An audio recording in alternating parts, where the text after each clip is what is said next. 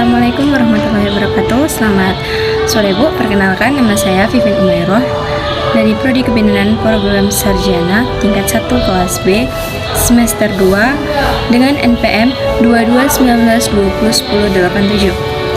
Baiklah, di sini saya akan membuat sebuah video tentang pemanfaatan bioelektrikal jantung pada dalam kebidanan.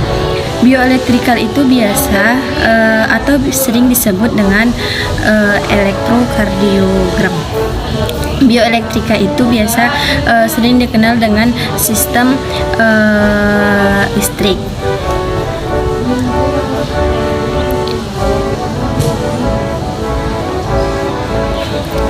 Selanjutnya kita masuk kepada elektrokardiogram atau biasa sering disingkat dengan EKG.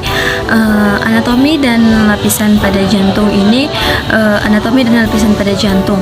Yang pertama, anatomi jantungnya.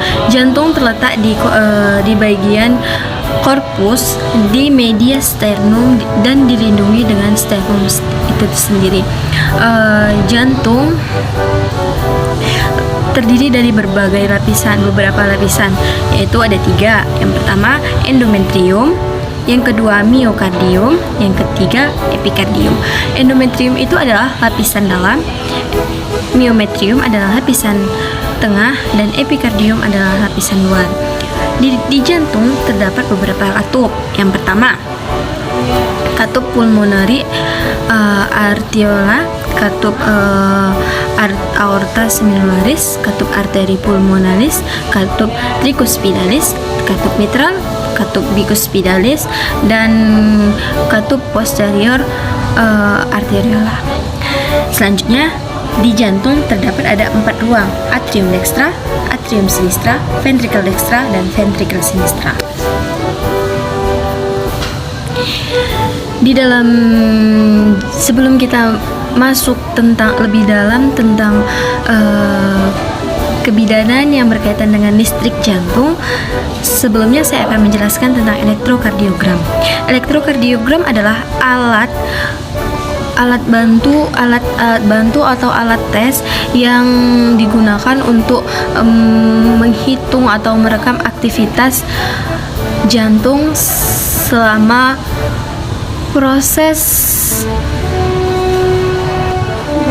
proses kegiatan, yang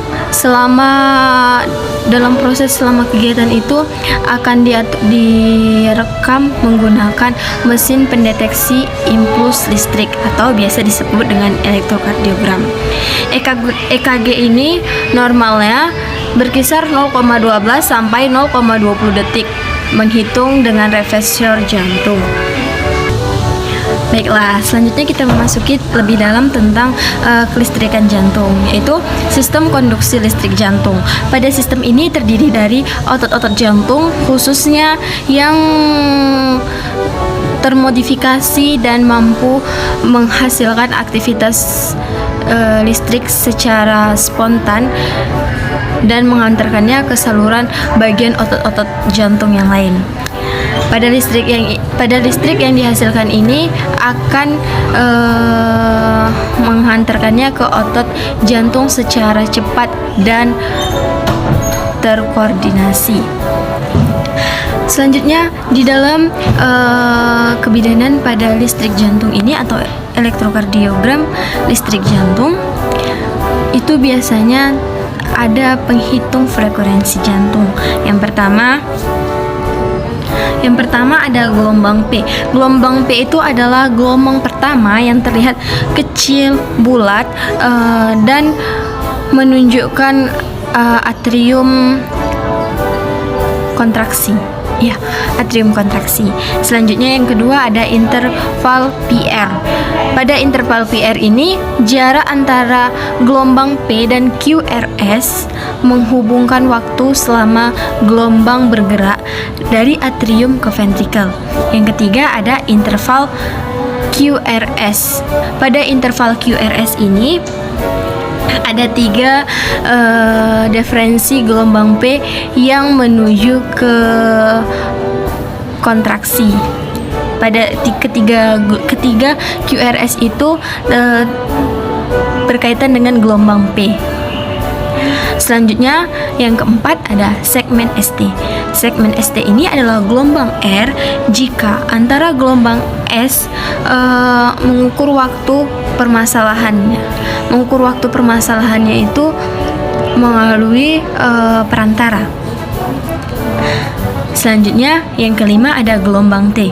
Gelombang T ini adalah tiga seperti gelombang yang berbentuk tegak lurus dan berkaitan dengan QRS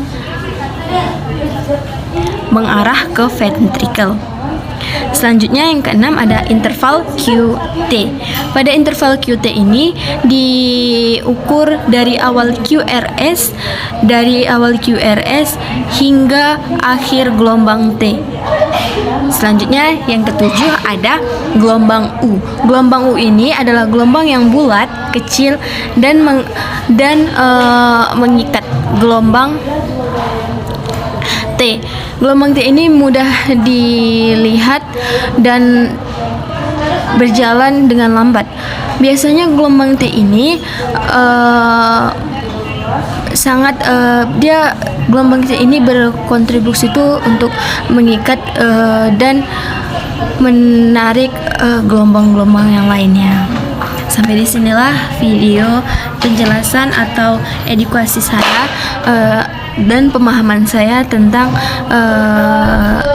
listrik jantung pada kebidanan. Assalamualaikum warahmatullahi wabarakatuh. Selamat sore. Dadah.